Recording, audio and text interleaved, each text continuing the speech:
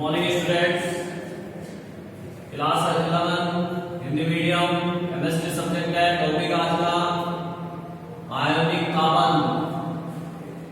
देखिए पिछले लेक्चर में अपन ने बात की थी कुछ डॉट स्ट्रक्चर, ठीक है, अष्टक नियम की। आज का हमारा टॉपिक है आयोनिक आबंध। आयोनिक आबंध क्या होता है, कैसे बनता है, किन के मध्य बनता है, आयनिक यौगिकों के गुणधर्म क्या हैं तथा आयनिक आबंध को प्रभावित करने वाले कारक कौन कौन से, इनकी बात करेंगे अपन। तो सबसे पहले तो देखो आयनिक आबंध किसे कहा जाता है, इसकी बात करते हैं। आयनिक आबंध में देखिए क्या होता है, ना तो कोई इलेक्ट्रॉनों का साझा होता है यहाँ पे, और ना ही कोई इलेक्ट्रॉनों का पूरी तरह से कोई लेन देन होता है। फिर होता क्या है यहाँ पे, आयोनिक आबंध में क्या होता है, धनायन और ऋणायनों का निर्माण होता है, और धनायन और ऋणायनों के मध्य आकर्षण बल पाया जाता है। विपरीत आवेश एक दूसरे को क्या करते हैं, आकर्षित करते हैं। तो ये जो आकर्षण बल है, इस आकर्षण बल को ही हम आयनिक आबंध बोलते हैं। अब सबसे पहली चीज आई इसमें कि धनायन और ऋणायन। तो धनायन और ऋणायनों का निर्माण कब होता है, देखिए जब भी कोई परमाणु अपने इलेक्ट्रॉन का त्याग करता है, जैसे फॉर एग्जाम्पल अपन यहाँ सोडियम ले, आपको पता है सोडियम 11 नंबर पे आता है।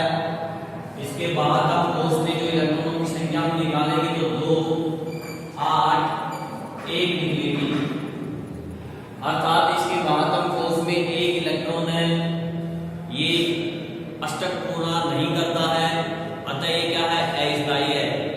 क्या है ये, अस्थायी, क्योंकि अष्टक नियम के अनुसार बाहर कोष में 8 इलेक्ट्रॉन होते हैं तो वो परमाणु क्या होता है, स्थायी होता है। तो इसके बाद हम कोष में 8 इलेक्ट्रॉन नहीं है, इसलिए ये अस्थायी है। तो फिर ये स्थायित्व प्राप्त करने के लिए अपना 1 इलेक्ट्रॉन जो बाहर कोष है, इस इलेक्ट्रॉन को क्या कर देगा, त्याग कर देगा। जब ये इस इलेक्ट्रॉन का त्याग करेगा, 1 इलेक्ट्रॉन त्याग किया तो इसमें पॉजिटिव आएगा, पॉजिटिव चार्ज आ जाता है। 1 इलेक्ट्रॉन का त्याग हो गया, अब इसका क्या बचा, 10 इलेक्ट्रॉन बचे ना। पहले 11 थे इसके पास, अब 1 इलेक्ट्रॉन इसने निकाल दिया तो कितने बचे, 10, अर्थात 2, 8, ठीक है। तो बाहर कोष में कितने इलेक्ट्रॉन हो गए, 8 इलेक्ट्रॉन हो गए। अभी इस टाइप हो गया। जब भी कोई परमाणु इलेक्ट्रॉन का त्याग करता है तो उसमें पॉजिटिव चार्ज आता है और इसे बोलते हैं धनायन, ठीक है ना। तो इस प्रकार से धनायन का निर्माण होता है। आगे बात समझ में। अब एक चीज और बता देता हूं इसमें कि हमारी जो आवर्त सारणी है, उस आवर्त सारणी के अंदर धनायन बनाने का जो गुण है सबसे ज्यादा किसमें पाया जाता है, कौन से तत्व है जिनमें धनायन बनाने का गुण सबसे ज्यादा होता है। तो जब अपन ने आवर्त सारणी पढ़ी थी, उसके गुणधर्म पढ़े थे, वहां पे मैंने इसके बारे में डिस्कस किया था, लेकिन फिर भी मैं आपको दोबारा से थोड़ा सा याद दिला देता हूँ। आवर्त सारणी की आपने देखा होगा कुछ इस प्रकार की आवर्त सारणी की, थोड़ी सी हल्का सा मैं डायग्राम इसका बना दूं, कुछ ऐसी थी आवर्त सारणी, याद आई। अब इस आवर्त सारणी के अंदर हमें पता है इधर धातु होती है, इधर अधातु होती है। ये जो बाएं से दाएं जाए तो धनायन बनाने का जो गुण है वो कम होता जाता है, और बाएं से दाएं जाने पर जो ऋणायन बनाने का गुण है उसमें क्या होती है, वृद्धि होती है। तो इससे एक बात आपको समझ में आ गई कि ये इधर वाले जो तत्व है वो तो क्या बनाते हैं, ऋणायन, और इधर वाले तत्व को क्या बनाते हैं, धनायन। अर्थात इस यहाँ पे जो सत्वा वर्ग है इसमें सबसे ज्यादा ऋणायन बनाने का गुण पाया जाता है, सबसे ज्यादा ऋणायन बनाने का गुण पाया जाता है सत्वे वर्ग में। और ये क्या धनायन है, इस तरफ जो धातुएं होती है वो धनायन बनाती है। तो ये पहला जो वर्ग है लोग पहला वर्ग lithium, sodium, potassium, rubidium, caesium, इनमें सबसे ज्यादा धनायन बनाने का गुण पाया जाता है। इनमें सबसे ज्यादा धनायन बनाने का, इनमें सबसे ज्यादा ऋणायन बनाने का गुण पाया जाता है। अब आपको समझ में आ गया होगा कि कौन से तत्व धनायन बनाते हैं, कौन से तत्व ऋणायन बनाते हैं। और जब इन्हीं तत्वों के मध्य जो आकर्षण बल होता है धनायन ऋणायन का, वो तभी आयनिक बल बनता है। और ये क्या बनाता है? आयनिक यौगिक बनाते हैं। सभी तत्व आयनिक यौगिक नहीं बनाते, ठीक है कि नहीं? चलो, तो अब आपको ये समझ में आ गया कि धनायन का निर्माण कब होता है। अब अपन समझते हैं कि ऋणायन का निर्माण कब होता है, कि ऋणायन कब बनता है। देखिए, जब भी कोई परमाणु इलेक्ट्रॉन ग्रहण करता है, जब भी परमाणु इलेक्ट्रॉन ग्रहण करता है, देखिए जैसे कि ये Cl है, परमाणु क्रमांक कितना है इसका? अब ऐसे मूर्ति बन के बैठे रहोगे तो कुछ नहीं आने वाला है, समझ गए ना? पिछले 15 दिन से बोल रहा हूं कि 1 से लेकर 30 तक के तो कम से कम परमाणु क्रमांक याद कर लो। और बस पूछता हूं सीधा सीधा, फिर क्लोरीन का तुम्हें परमाणु क्रमांक नहीं पता है, 17 नंबर पे आता है। तो इलेक्ट्रॉन इसमें 17 हो गए, तो 17 इलेक्ट्रॉन हो गए, तो पहली कक्षा में 2 8 7, ठीक है। अब सवाल ये है कि इसका बाहतम कोष में देखो अष्टक पूर्ण नहीं हो रहा, नहीं हो रहा, तो मतलब ये अस्थायी है। तो स्थायी होने के लिए ये क्या करता है? इलेक्ट्रॉन का लेन देन। तो अगर ये एक इलेक्ट्रॉन ले ले, अगर एक इलेक्ट्रॉन ये ले लेता है तो क्या हो जाएगा? ये स्थायी हो जाएगा। कई बार हम सोचते हैं कि सर ये एक इलेक्ट्रॉन ले ले, क्यों? ये 7 इलेक्ट्रॉन निकाल भी तो सकता है, ये 7 इलेक्ट्रॉन निकाल देगा तो ये अशक्त हो जाएगा इसका 8 अंदर वाला। पर देखिए क्या होता है कि एक तो एक इलेक्ट्रॉन ले और एक 7 इलेक्ट्रॉन डोनेट करे, डोनेट करने में जो है बहुत ज्यादा ऊर्जा खर्च होगी, पहली चीज। दूसरी चीज क्या होता है कि हमने देखा था, जब हमने तत्वों के गुण धर्म पढ़े थे, उस समय हमने पढ़ा था कि बाएं से दाएं जाने पर जो है, बाएं से दाएं जाने पर विद्युत ऋणता के मान में वृद्धि होती है। विद्युत ऋणता के मान में वृद्धि होती है। और ये जो हैलोजन है, 17वें वर्ग के तत्व हैलोजन बोलते हैं, इनमें सर्वाधिक गुण पाया जाता है विद्युत ऋणता। इनकी विद्युत ऋणता सबसे ज्यादा होती है। और विद्युत ऋणता होती क्या है? विद्युत ऋणता होती है इलेक्ट्रॉन को अपनी ओर आकर्षित करने की क्षमता। इसलिए ये इलेक्ट्रॉन को अपनी ओर आकर्षित करते हैं, मतलब ग्रहण करेंगे, देंगे नहीं, समझ गए? तो ग्रहण करेंगे तो इसलिए क्या बनाएंगे? ऋणायन बनाएंगे। इसका निर्माण करते हैं ऋणायन का। अर्थात अगर ये एक इलेक्ट्रॉन ग्रहण कर लेता है तो Cl- चार्ज आएगा और इसमें इलेक्ट्रॉन हो जाएंगे बाहर कोष में 8 8, यानी ये स्थायी हो गया। और इस प्रकार से ऋणायन का निर्माण हो गया। आगे बात समझ में, ठीक है? एक और एग्जांपल ले लेते हैं। Mg मैग्नीशियम, मैग्नीशियम का परमाणु क्रमांक 12 है। तो 12 है तो 2 8 2, बाहर कोष में 2 इलेक्ट्रॉन है, 2 इलेक्ट्रॉन का त्याग कर देगा स्थायी होने के लिए, धनायन बना लेगा।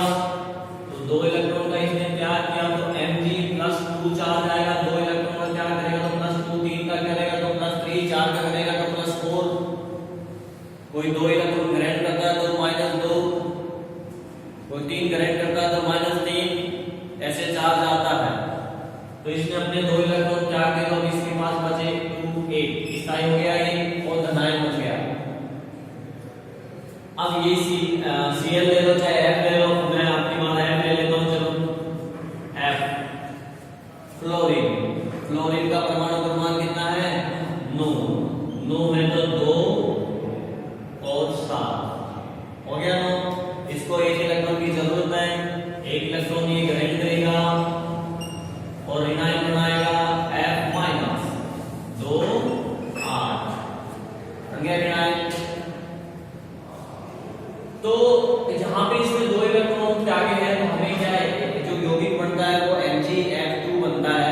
2n की जरूरत है क्योंकि इसमें 2 इलेक्ट्रॉन ग्रेड त्यागे हैं और इसमें तो 1 इलेक्ट्रॉन लिया है, तो 1 इलेक्ट्रॉन और लेना पड़ेगा। तो उसके लिए हमने f एक और ले लिया 2 7, 1 इलेक्ट्रॉन इसने ग्रेड दिया तो f माइनस 2a, ये भी इस टाइप में। तो इस प्रकार से धनायन और ऋणायनों का निर्माण होता है। अब यहाँ पे आप देखिए, ये जब ये धनायन है, ये जो धनायन है, धनायन सोडियम Na पॉजिटिव, और ये ऋणायन है Cl माइनस। तो धनायन और ऋणायन दोनों के मध्य आकर्षण बल पाया जाता है। दोनों के मध्य क्या पाया जाता है? एक आकर्षण बल पाया जाता है, जिसको स्थिर वैद्युत आकर्षण बल बोलते हैं। ठीक है, स्थिर वैद्युत आकर्षण बल। ये विपरीत आवेश है, एक धनायन है और एक ऋणायन है, ये विपरीत आवेश है। तो इन दोनों के बीच में एक आकर्षण बल होगा, जिसके कारण से ये दोनों क्या आ जाते हैं? पास पास आ जाते हैं। कहां आ जाते हैं? दोनों पास पास आ जाते हैं। दोनों पास पास आके मिल जाते हैं, तो मतलब कि ये बन जाता है क्या? NaCl। NaCl बन गया। इस NaCl की क्या कहलाता है? आयनिक यौगिक। क्या कहते हैं इसको? आयनिक यौगिक। आगे बात समझे? क्योंकि यहाँ पे धनायन और ऋणायन मिलकर ये यौगिक बना रहे हैं, इसलिए इसको आयनिक यौगिक कहते हैं। इनके मध्य आयनिक बंध पाया जाता है। आयनिक आबंध का मतलब है धनायन और ऋणायन के मध्य जो आकर्षण बल है वो ये आयनिक आबंध कहलाता है। ठीक है, अब यहां देखते हैं, इसमें देखो एक Mg है, 2 F है, तो दोनों मिलेंगे Mg+2 एंड 2F माइनस 1 और 2, ये वाला।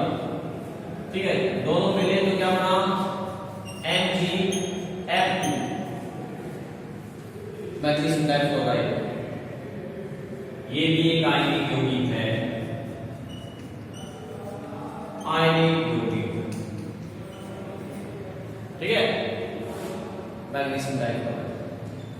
तो ये धनायन था, ये ऋणायन था, इनके मध्य आकर्षण हुआ, जिससे कि बहुत पास पास आ गए। इसमें वैद्युत आकर्षण बल बहुत ज्यादा होता है, इसलिए वो बहुत पास पास आ जाते हैं। तो MgF2 बन गया मैग्नीशियम डाइक्लोराइड, आयनिक यौगिक। क्लियर? चलो, तो अब आपको ये समझ में आ गया कि आयनिक बंध और आयनिक यौगिक क्या होते हैं और किस प्रकार से इनका निर्माण होता है। मैंने एक बार पहले ही बता दी थी कि आयनिक यौगिक जो है फर्स्ट ग्रुप की जो धातु है, एस ब्लॉक और सेकंड ग्रुप की, एस ब्लॉक में जो फर्स्ट ग्रुप और सेकंड ग्रुप है वो धनायन बनाती है ज्यादा आसानी से। वो आसानी से धनायन बना लेती है, और भी बनाती है, लेकिन वो सबसे ज्यादा बनाती है, आसानी से बना लेती है। और जो हैलोजन है वो आसानी से क्या बनाती है? ऋणायन बनाती है। तो जनरली जो आयनिक यौगिक है वो प्रथम और द्वितीय वर्ग तथा हैलोजन के साथ में क्रिया करने पर ही बनते हैं। अब हम बात करेंगे आयनिक आबंध को प्रभावित करने वाले कारक। आयनिक आबंध को प्रभावित करने वाले कारक। तो प्रभावित करने वाले कारक कौन कौन से? तो 2 ही कारक है, तो समझ लीजिए आप इसको प्रभावित करने वाले हैं। और दोनों कारकों के बारे में आपने पढ़ लिया होगा तीसरे चैप्टर में। एक कारक है आयनन एंथैल्पी और दूसरा कारक है इलेक्ट्रॉन लब्धि एंथैल्पी। अगर आपको याद नहीं आ रहा तो मैं याद दिला दूं, आयनन एंथैल्पी का मतलब है गैसीय अवस्था में, परमाणु के गैसीय अवस्था में बाहर वाले कोश से इलेक्ट्रॉन को पृथक करने के लिए आवश्यक ऊर्जा आयनन एंथैल्पी कहलाती है। मान लीजिए परमाणु गैसीय अवस्था में है, तो इसका ये बाहर का कोश का इलेक्ट्रॉन अपन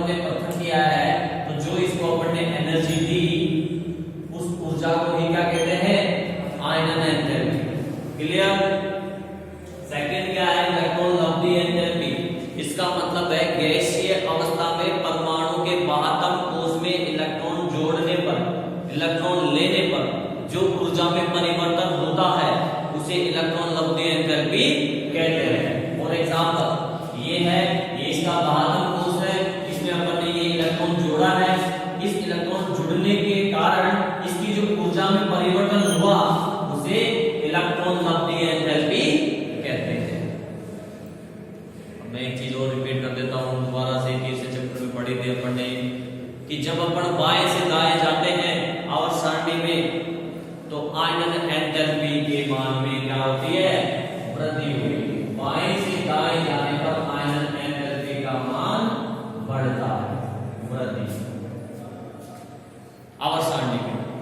इसका मतलब ये हो गया कि इधर हैलोजन की तरफ चलेंगे तो आयनन एंथैल्पी का मान बहुत ज्यादा हो जाएगा, और ज्यादा हो जाएगा तो फिर वो आसानी से इलेक्ट्रॉन का त्याग नहीं करेंगे। जबकि इधर फर्स्ट वर्ग में यहीं पे देखिए अपन फर्स्ट वर्ग आता है, फर्स्ट वर्ग में तो आयनन एंथैल्पी कम होगी तो वो आसानी से इलेक्ट्रॉन का त्याग कर देते हैं। और आसानी से इलेक्ट्रॉन का त्याग करते हैं तो क्या बना लेते हैं, आसानी से धनायन का निर्माण कर लेते हैं। जबकि इसकी बात करें तो ये भी बाएं से दाएं जाने पर जो है इसके मान में भी वृद्धि होती है, हालांकि वो माइनस में होती है, प्लस माइनस दोनों में हो सकता है इसका मान। इस तरफ इसका प्लस में होता रहता है, धातु की तरफ चलेंगे तो माइनस में आएगा मान। तो बाएं से दाएं जाने पर इसमें भी वृद्धि होती है। तो देखो बाएं से दाएं जाने पर इलेक्ट्रॉन लब्धि एंथैल्पी में वृद्धि होती है, तो मतलब कि इधर वाला ग्रहण करने की क्षमता बढ़ेगी नहीं बढ़ेगी, आसानी से ग्रहण करेगा इस तरफ वाला, और इस तरफ वाले नहीं करेंगे। इस तरफ वाले आसानी से इलेक्ट्रॉन त्यागेंगे, इस तरफ वाले आसानी से इलेक्ट्रॉन ग्रहण करेंगे। और इसी कारण से एस ग्रुप के अंदर फर्स्ट ग्रुप और सेकंड ग्रुप आसानी से इलेक्ट्रॉन का त्याग करके धनायन बना देते हैं, और हैलोजन आसानी से इलेक्ट्रॉन ग्रहण करके ऋणायन बना देते हैं। जब आसानी से धनायन और ऋणायन बनेगा तो आसानी से आयनिक यौगिक का निर्माण हो जाता है। तो आपको समझ में आ गया होगा कि ये दोनों कारक किस प्रकार से प्रभावित करते हैं आयनिक आबंध को, ठीक है नहीं? क्योंकि अगर इनके मान में कमी या वृद्धि होती है तो जो आयनिक आबंध बनाने का, जो धनायन और ऋणायन बनाने की जो प्रक्रिया है वो भी आसानी से या कठिन से होगी। और आसानी और कठिन से होगी तो बंध भी तो आसानी से बनेगा या कठिन बनेगा, ठीक है नहीं? तो इस प्रकार से दोनों कारक जो है आयनिक आबंध को प्रभावित करते हैं। अब हम बात करेंगे आयनिक यौगिकों के गुणधर्म की। आयनिक यौगिक जो बने हैं, इन आयनिक यौगिकों के क्या गुणधर्म हैं? गुणधर्म तो देखिए, पहला है, फर्स्ट गुण है इसका, आयनिक यौगिक कठोर होते हैं, ठोस होते हैं। ठोस क्यों होते हैं? जैसा कि मैंने आपको बताया कि धनायन और ऋणायन के मध्य जो है प्रबल स्थिर वैद्युत आकर्षण बल पाया जाता है, जिसके कारण से इसके आयंस, इसके जो परमाणु बहुत पास आ जाते हैं। और पास जब परमाणु या कण होते हैं तो क्या कहते हैं, ठोस ही तो कहते हैं। इसलिए ये अत्यधिक ठोस होते हैं, बहुत अधिक ठोस। नमक देखा होगा आपने, ठोस है कि नहीं? क्लियर? सेकंड गुण, ये फर्स्ट था। सेकंड, विद्युत के सुचालक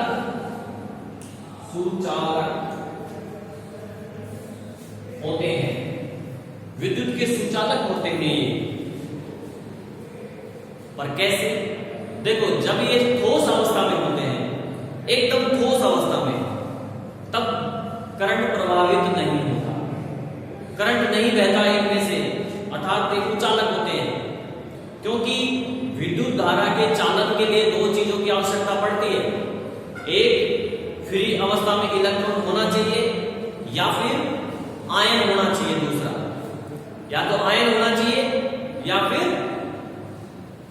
इलेक्ट्रॉन होना चाहिए फ्री। अब जब ये ठोस अवस्था में होते हैं,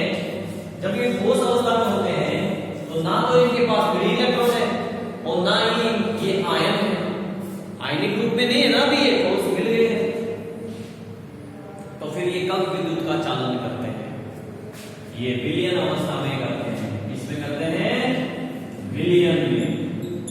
अर्थात अगर जल के अंदर नमक को घोल दें, आयनिक यौगिक को घोल दें, तो आयनिक यौगिक का क्या बढ़ जाएगा? विलयन बढ़ जाएगा। और विलयन के अंदर ये किस रूप में पाए जाते हैं? आयंस के रूप में पाए जाते हैं। और जब आयंस के रूप में होंगे तो आप समझिए कि अब विद्युत धारा का चालन कर देते हैं।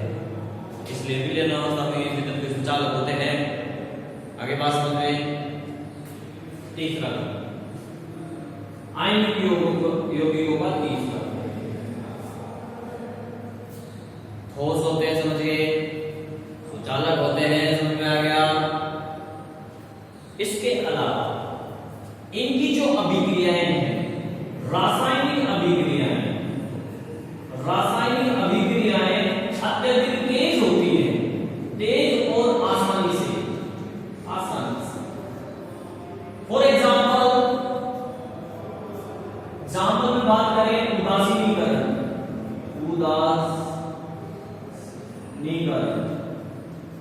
उदासीनीकरण की जो अभिक्रिया 10th क्लास में आपने पढ़ी होगी कि अम्ल और क्षार, जैसे कि अम्ल है H2SO4 और ये क्षार है AOH, ठीक है ना। यहाँ पे इसके दोनों ले लेते हैं अपन, तो यहाँ से निकल जाता है सोडियम सल्फेट, ये बन गया Na2SO4 प्लस 2 अणु जल के, तो उदासीन हो जाते हैं। हमने पढ़ा था अम्ल और क्षार आपस में क्रिया करके लवण और जल बना देते हैं, उदासीन हो जाते हैं। इस अभिक्रिया को उदासीनीकरण कहा जाता है। तो ये आयनिक यौगिकों की अभिक्रिया है, और आयनिक यौगिकों की अभिक्रिया जो है तेज और आसानी से हो जाती है, एकदम सिंपल। अम्ल में क्षार डाल दी अभिक्रिया हो जाएगी तुरंत, सेकंड से कम टाइम में, इतनी फास्ट हो।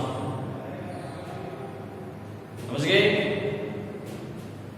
तो ये तीसरा गुण हो गया आयनिक यौगिकों का, कि आयनिक यौगिक जो है इनकी होने वाली अभिक्रियाएं तेजी से और आसानी से होती है। ठीक है, एक हमने पढ़ लिया ठोस होते हैं, एक हमने पढ़ा सुचालक होते हैं। चौथा गुण देखिए भंगुर प्रकृति। आयनिक यौगिक भंगुर प्रकृति के होते हैं। भंगुर प्रकृति का मतलब है अगर इन आयनिक यौगिकों पे ऐसे बल लगाया जाए तो ये बिखर जाते हैं,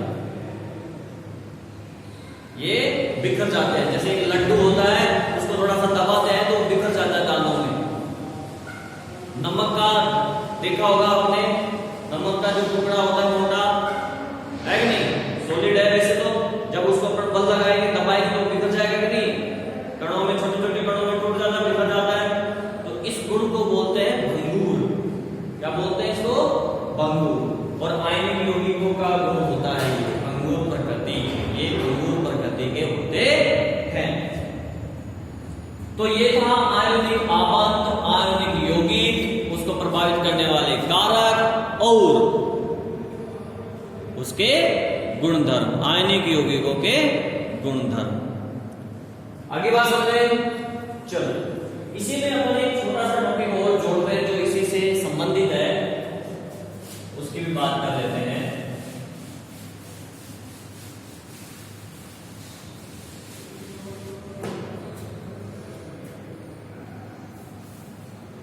लैटिस एंथैल्पी मतलब कि जालक ऊर्जा, जालक एंथैल्पी।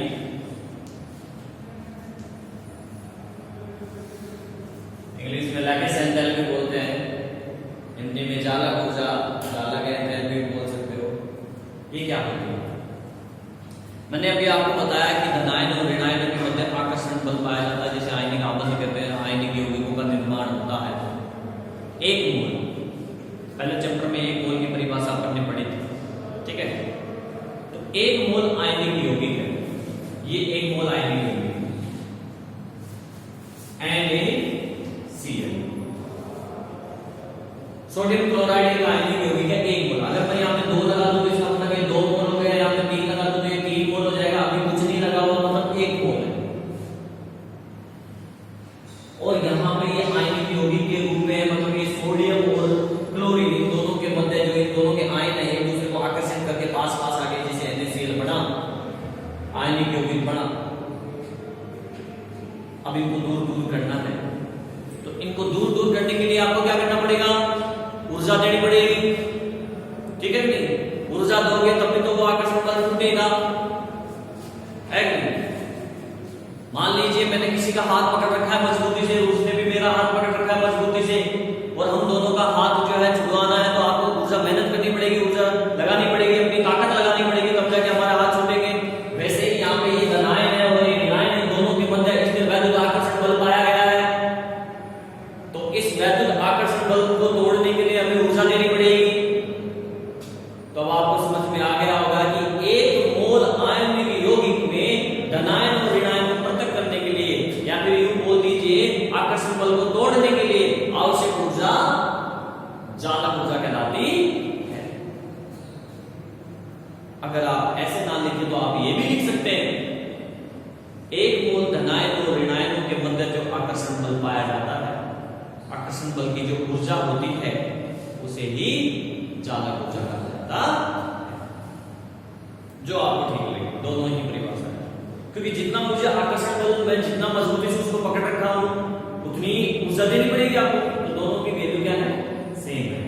तो कोई सी भी परिभाषा आप यूज कर सकते हैं।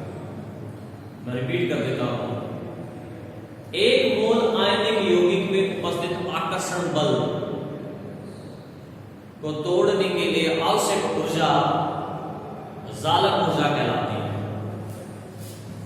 या यूं भी बोल सकते हो कि 1 मोल आयनिक यौगिक में आयनिक आबंध को तोड़ने के लिए आवश्यक ऊर्जा चालक ऊर्जा कहलाती है। समझ में आ गया? तो ये आयनिक यौगिक और चालक ऊर्जा